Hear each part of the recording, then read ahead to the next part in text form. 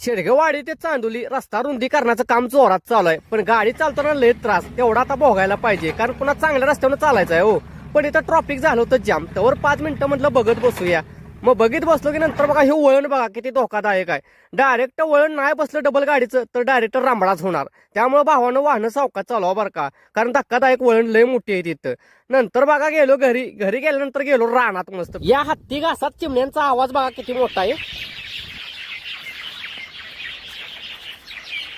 हाय का नाही कसा आहे रामडाच. नंतर आलो रानात आल्यानंतर ही बघा आमचं भाकरीचं झाड एक नंबर लय भारी. ह्याच्यावरती तर आम्ही दिवस काढतो, पण ह्याच्यासाठी लय कष्ट आहे भावानो. ही बघा आमच्या शेतकऱ्याचं आवडतं जेवण, चटणी भाकरी कांदा सुट्टीच नाही. हे कसा आलाय मग ओके मध्ये. घरी गेल्यानंतर पोरासने म्हटलं तुम्हाला हावळा म्हणजे काय सांगतो, चला हावळा मस्तपैकी भाजला आणि नंतर मग ती बरोबर राख बाजूला करायला लागते बघा.